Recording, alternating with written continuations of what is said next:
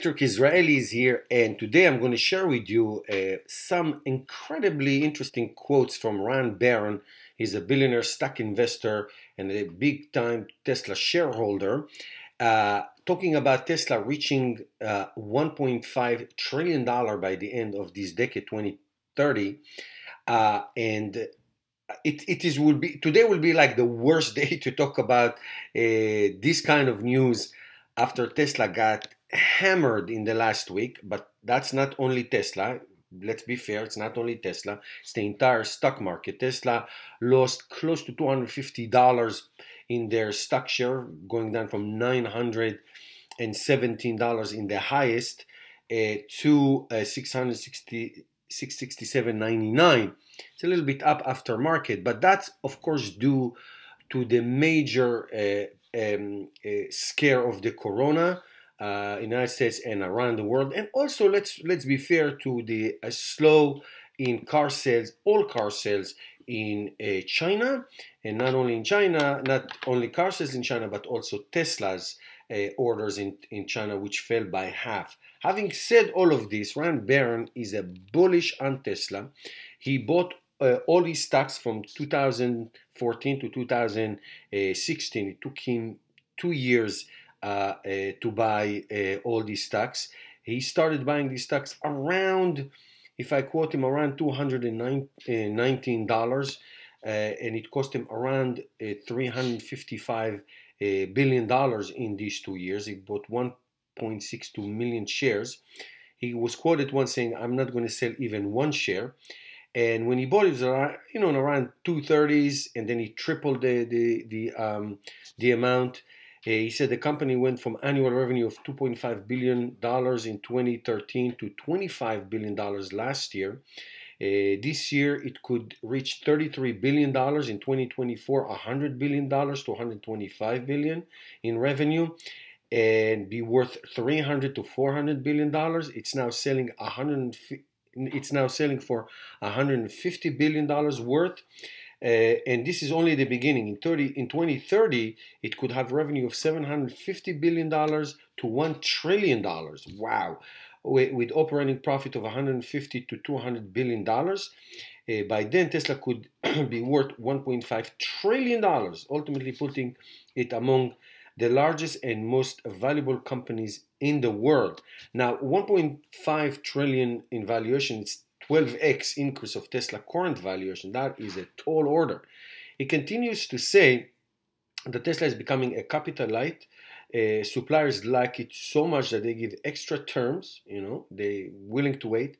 Tesla sold, as you know, 376,500 vehicles last year in 2019, and will do 1 million in 2 years. I don't know about that.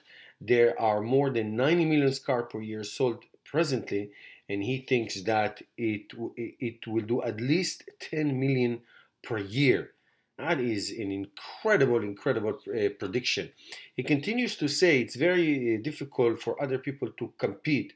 Car companies have a couple of challenges. They spend research money on motors, not batteries. We believe that $200 billion to $300 billion will be invested in their internal combustion engine plants.